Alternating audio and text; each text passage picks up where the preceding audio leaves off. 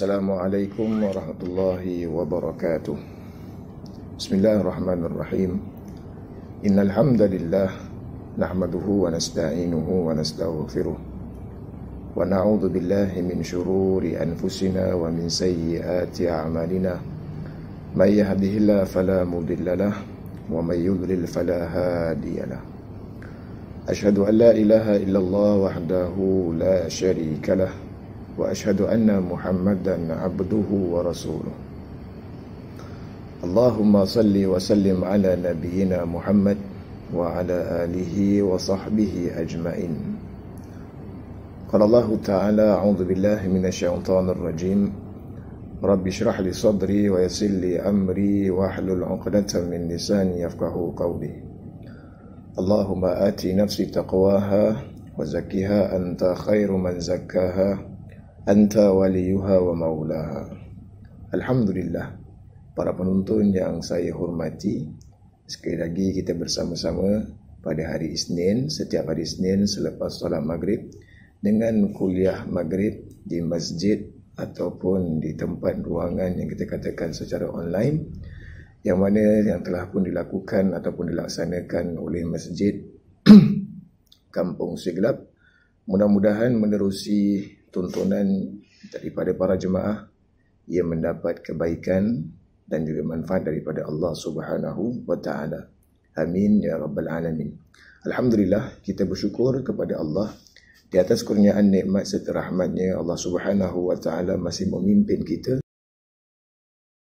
dan ketakwaan kepadanya dengan melaksanakan perintahnya dan meninggalkan segala tegahannya. Semoga dengan sifat ataupun akhlak sebagai seorang yang beriman dan juga bertakwa, kita mendapat kejayaan di kemudian hari di akhirat Allah dengan dimasukkan kita semuanya di dalam syurga yang kekal abadi. Amin ya rabbal alamin. Baiklah para hadirin, kita akan sambung berkenaan tentang salat, tentang khusyuk. Minggu lepas telah pun saya kongsikan tentang sifat zahiriyah dan juga sifat batiniyah. Tetapi secara zahir kita kenalah memakai pakaian yang elok bila kita nak bertemu dengan Allah Subhanahu wa taala. Manakala daripada sudut batiniyah, dia lebih kepada sifat khusyuk kepada Allah Subhanahu wa taala. Jadi kita nak kenal apa tu pengertian khusyuk. Apa itu khusyuk? Maka khusyuk adalah sesuatu yang kita katakan sifat tunduk dan berasa rendah diri dengan menumpukan fikiran, menenangkan hati dan anggota semata-mata kerana Allah Subhanahu wa taala. Itu daripada sudut segi bahasa. Manakala daripada sudut bahasa, Ibn Faris rahimahullah dalam kitab Mu'jam Miqyas al-Lughah, dia ada menyebut bahawasanya perkataan khusyuk ni terdiri daripada 3 perkataan ataupun 3 abjad. Kha, shin dan juga ain yang membawa kepada maksud yang sama, iaitu tunduk serta merendahkan diri. Dikatakan dalam perkataan khusyuk yang hampir maknanya dengan khudu', khusyuk dan khudu'. Tetapi khudu' ini, kalau kita tengok perkataan khudu', dia lebih cenderung dengan pendekatan tubuh badan. Khudu' ni pun tunduk, tapi tunduk yang bermaksud lebih kepada pergerakan badan. Namun kalau khusyuk yang melibatkan, kalau perkataan khusyuk pula rendah diri, tetapi ia melibat kepada anggota tubuh badan, suara dan juga pandangan. Saya minta maaf lah kalau sekiranya suara saya ni agak khusyuk. Maklumlah lembut sikit suara saya ni, taklah berapa keras ataupun kasar. Memang gaya suara tu memang kata orang kadang-kadang perlu memakai mikrofon baru boleh dengar suara ni. Baik, apapun para hadirin yang dirahmati Allah Subhanahu wa taala, apa yang kupasan yang ingin dibentangkan dalam kitab Tazkiyatun Nafs ataupun penyucian jiwa karangan kitab Imam Said Hawa rahimahumullah, yang kita nak jelaskan di sini berkenaan dengan khusyuk. Jadi saya dah terangkan daripada sudut segi bahasa khusyuk tu apa, dan sekarang kita nak masuk daripada sudut yang dikatakan perkataan khusyuk ini daripada kekata para ulama pula. Jadi saya ambil daripada kekata Imam Ibn Qayyim Al-Jauziyah rahimahumullah. Keratan kata-kata daripada Imam Ibn Qayyim Al-Jauziyah rahimahumullah, maksudnya berdirinya hati, khusyuk ini, berdirinya hati di hadapan Allah Subhanahu wa taala dengan penuh kerendahan hati dan perasaan hina. Jadi bila mana kita cakap tentang khusyuk di dalam solat, kita nak ada perasaan kehinaan, kerendahan di hadapan Allah Subhanahu wa taala. Bahawasanya Allah Subhanahu wa taala adalah seperti mana yang telah pun saya nyatakan sebelum ini, Allah Rabbul Alamin. Dia yang menciptakan kita, dia yang memberikan kita rezeki, dan dia memberikan kita kehidupan, dan pada masa yang sama akhir hidup kita pun dia yang mematikan kita. Jadi bahayanya jiwa ini kalau sekiranya dimatikan dengan perasaan khusyuk. Jadi bagi mereka yang mempunyai kitab, kita bolehlah buka ataupun menyingkap muka surat 34. Maka sesungguhnya khusyuk merupakan manifestasi tertinggi dari sihatnya hati. Jadi bila kita ada kerendahan hati ataupun kerendahan khusyuk ni, kerendahan jiwa, kerendahan hati, maka hati ini akan terpandu dengan sesuatu yang baik. Tetapi kalau sekiranya menerusi solat tersebut, hati kita masih tidak terpandu dengan khusyuk, kita akan ada satu penyakit. Kita akan ada penyakit iri hati, kita akan ada penyakit sombong diri, kita akan ada penyakit, pelbagai lagi penyakit yang boleh merosakkan diri kita untuk merapatkan diri kepada Allah Subhanahu wa taala. Maka bila khusyuk tidak ada, maka berarti hati telah didominasi berbagai penyakit yang berbahaya dan keadaan yang buruk. Bila mana para pendengar, hati ini tidak ada kerendahan dalam jiwa ni, sentiasa ada perasaan ego. Kita insan ada perasaan ego. Sebab tu bila saya katakan kepada pasangan, kalau dengan keluarga, cuba kita rendahkan perasaan ego tersebut. Lebih-lebih lagi kaum lelaki, mereka ada ego. Yang sedang cakap ni pun ada ego. Contoh, kalau kita memandu kereta, orang lintas, maksudnya lintas tu bukan orang melintas kat zebra crossing. Orang cuma melajukan kereta di sebelah kita. Kita pun boleh mengatakan, dia lintas macam nak ajak lomba je. Ego. Merasakan bahawa kereta ni lebih hebat. Padahal CC cuma 1.4 je.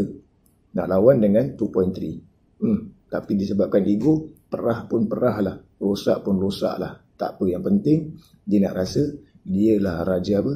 Raja dalam highway. Raja highway. Padahal itu adalah sifat ego. Jadi kesannya, bila mana saya katakan kepada pasangan tadi, kalau boleh perasaan ego tu direndahkan. Rasulullah SAW siapa?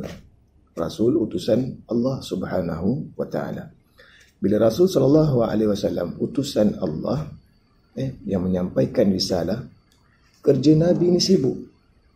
Siang hari berdakwah. Dan Rasulullah SAW ada keluarga. Rasulullah SAW ada pekerjaan yang dilakukan. Pada masa yang sama, Rasulullah SAW memberikan masa Dan dia maksudnya membuka topi sebagai Rasul itu bila mana dia di dalam rumah. Aisyah radhiyallahu anha sendiri pernah marah Rasul sallallahu alaihi wasallam. Kan ada yang mana isteri Rasul sallallahu alaihi wasallam mengupah hambanya datang kepada Nabi untuk membawa makanan. Kita dah biasa dengar. Yang mana bila mana datang makanan tersebut, Rasulullah sallallahu alaihi wasallam di dalam rumahnya ada tetamu. Tetamu Rasul sallallahu alaihi wasallam adalah para sahabat. Kita tengok gambaran ni bila datang makanan daripada isteri Rasulullah, isteri Rasulullah kan ada ramai isteri, datang salah seorang daripada isteri Rasul. Masa tu Rasul di rumah Aisyah radhiyallahu anha, Rasul cuma minta Aisyah menghidangkan makanan tersebut. Apa yang berlaku? Bila mana diminta hidangan tersebut untuk dihidangkan, Aisyah radhiyallahu anha mengambil makanan itu dan mencampakkan di hadapan para sahabat ataupun para tetamu. Tengok apa jawapan Nabi sallallahu alaihi wasallam. Kata Rasulullah sallallahu alaihi wasallam, ibu kamu sedang apa? Sedang marah. Rasul tak mengherdik. Tak apa, kata Rasulullah, kita kutip dan kita makan sama-sama. Dah kita dapat lihat bagaimanakah sifat rendahnya jiwa Nabi SAW, yang mana kita pada hari ini bila mana lebihkan kepada sifat ego itu, sehingga kan kita merasakan bahawa pandangan kita, pendapat kita itu yang terbaik. Malahan kita tak nak dengar pula pandangan orang lain. Kalau sekiranya ada, kita nak juga selit pandangan kita tu biar ada juga. Tidak mengapa. Kadang-kadang pandangan kita itu boleh menjadi plan B ataupun plan C. Tapi jangan kita katakan kalau kejayaan itu tidak menjadi, itulah saya dah katakan kepada anda, gunakan formula saya ini. Jangan kita kata macam tu. Sebab kita dah pun, kalau kita dah katakan dalam majlis mesyuarat ataupun dalam majlis syura, kita dah sepakat, kita tak boleh tunding diri. Jadi apa yang perlu, bila mana kita berada di dalam sistem kekeluargaan, hendaklah kita kata orang tu, kurangkan ego. Sekiranya kita berjaya melakukan perkara tersebut, kita berani merendahkan diri. Kita berani merendahkan diri. Bukan bermaksud mengalah. Merendah diri maksudnya di sini, kita ada pandangan, ada sesuatu yang kita rasakan kita tidak mahu menunjukkan bahawasanya kita ini angkuh ataupun sombong. Bukan kalau kita nampak sesuatu yang salah di mata Allah Subhanahu Wa Taala, kita merendah diri, kita diam. Itu salah. Itu salah. Kita nak kena suarakan. Yang hak adalah hak. Manakala yang salah disalahkan. Macam tu. Bukan dikatakan rendah diri itu, maksudnya kita rendah diri dengan semua benda lah, semua aspek. Tak apalah dipijak ke dia apa ke, tak apalah. Itu tak boleh macam tu para penonton. Jadi yang mana betul kita betulkan, yang mana salah kita salahkan. Tapi ada perasaan rahmah di situlah. Ada perasaan rahmah di situ. Baik.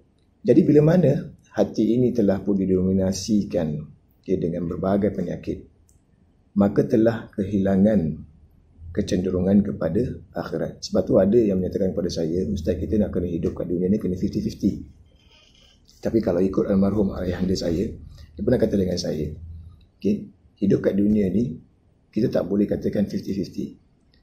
Sebab kita takut kalau kita buat 50-50, kita takut terjerumus kepada keduniaan. Maksudnya 51 kepada keduniaan, 49 kepada akhirat. Jadi para penonton kena letak kepada akhirat itu lebih sedikit. Bukan kita kata kita kejarkan ilmu akhirat dan kita biarkan ataupun abaikan ilmu dunia. Tak boleh macam tu. Maksudnya akhirat, keutamaan akhirat mesti kena ada dalam diri kita. Sebab kita yakin, sebagai orang beriman, kita beryakin selepas kematian kita yang pertama, dan juga kehidupan kita yang pertama, kita akan bangkit untuk hidup selamanya, iaitu pada alam hari akhirat. Jadi apakah persiapan kita, peninggalan kita, ataupun kita kata legacy yang akan kita sampaikan, warisan yang kita akan berikan kepada anak-anak kita? Apa yang kita nak sediakan untuk diri kita, account book kita, apa yang kita nak siapkan? Setiap orang ada bagasi masing-masing. Bukan hanya setakat jenama yang mahal memainkan peranan. Jenama mahal, tapi dalamnya kosong, tak ada apa-apa. Baik yang tak mahal, tetapi dalamnya berisi. Jadi kita nak isikan apa? Kita nak isikan kebaikan-kebaikan bila mana kita bertemu dengan Allah Subhanahu wa taala, ia menjadi saksi di hadapan Allah Subhanahu wa taala akan kebaikan yang kita lakukan. Jadi para penonton, bila mana kita nak letakkan ilmu dunia dan juga akhirat, lebihkan kepada akhirat. Sebab itu bila kita menderma dan sebagainya, saya kasih contoh. Kita beli barangan, barangan yang kita nak pakai ni, kita sanggup bayar yang mahal. Yang pakai yang kat depan ni pun sama juga. Saya pun sama juga. Okay. Tetapi bila kita nak keluarkan kebaikan kepada akhirat, kita jadi lambat. Kenapa? Sebab kita tak nampak. Walaupun Allah Subhanahu wa taala dah tunjuk pun dalam Al-Quran. Maksudnya, kalau kamu beri satu, aku tambah. Kamu beri ni, aku tambah sama 700. Okay. Tapi kita tak nampak benda tu. Kita tak menghayati benda tu. Jadi mereka yang khusyuk, yang tunduk kepada Allah, dia merasai. Contohnya siapa? Sayyidina Abu Bakar. Abu Bakar As-Siddiq radhiyallahu anhu, dia merasai benda tu. Okay. Di antara para sahabat juga yang merasai benda tersebut, Uthman bin Affan, dia merasai. Dia sanggup keluarkan apa yang dia ada. Okay. Bukan saya suruh derma sampai kita apa kedana, tak, bukan macam tu para penonton. Maksudnya bila kita nak menderma tu, kita bagi yang terbaik. Kita berikan yang terbaik. Okay. Dan bila kita berikan yang terbaik itu, yang penting keikhlasan. Bukan kita berikan dan kita nak tunjuk-tunjuk kepada media, oh saya hari ini derma $50, masukkanlah dalam IG. Minta orang komen, minta orang like dan sebagainya. Bukan macam tu. Yang penting kita lakukan istiqamah, dan pada masing-masing istiqamah itu kita lakukan untuk mendapat keredaan di mata Allah Subhanahu wa taala, untuk mendapat keberkatan di sisi Allah Subhanahu wa taala. Tidak rugi orang yang menderma. Tidak rugi orang yang menderma. Malahan orang yang menderma, dia menjauhkan diri daripada apa? Daripada fitnah. Menjauhkan diri daripada apa? Daripada kerosakan. Malahan dielakkan daripada musibah. Jadi kita ada semangat menderma. Saya bagi contoh itu. Okay. Jadi bila mana kita lihat di sini, okay, bila hati didominasikan kepada penyakit yang dikatakan penyakit suka kepada keduniaan. Bila kita hidup kepada keduniaan, kita akan lupa kepada akhirat. Bila kita lebihkan kepada keduniaan, kadang-kadang kita takut dengan manusia. Kita takut dengan manusia. Manusia yang mempunyai sama anggota dengan kita. Mempunyai 2 mata, 1 hidung, sama. Okay. Yang berbezanya di antara kita hanya pangkat. Dan kita hanya melihat kepada mereka yang berpangkat. Mereka yang tidak berpangkat sama tara dengan kita apa? Biarkan dan ketepikan.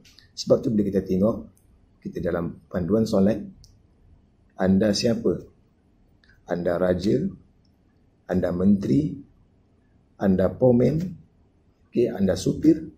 Bila di depan Allah Subhanahu wa taala, Allah lihat kepada khusyuk anda, bukan kepada pangkat. Kita tak boleh bayar duit kita dengan Allah Subhanahu wa taala. Na'udzubillah min zalik, sebab Allah Maha Kaya. Okay. Tak boleh kita nak menghitung nikmat yang Allah berikan. Wa in ta'uddu ni'matallah la tuhsuha. Okay, kalau Allah suruh kita hitung nikmat yang Allah berikan, kita tak boleh nak hitung. Nikmat mata, nikmat pendengaran, nikmat hidung, nikmat dapat makan, nikmat dapat minum, dapat merasai dan sebagainya. Boleh kita hitung. Tak boleh terhitung. Hari-hari kita boleh hitung. 24 jam kita pakai. Okay. Jadi bila kita solat tu, Allah nak ajar, bila kita sembahyang jemaah, kita tunduk, kita patuh dengan Allah, dan kita kena tengok orang-orang sebelah kita. Di situlah timbulnya kita dah ada hubungan dengan Allah, sekarang hubungan dengan manusia. Jadi bila kita katakan terlalu takutkan dengan manusia, sehingga kan kita ketepikan kewajipan yang harus kita lakukan dalam sehari.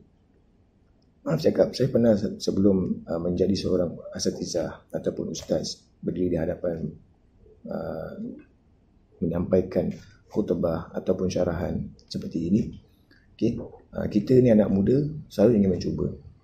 Dan Alhamdulillah Allah Subhanahu Wa Taala didik saya menerusi pengalaman.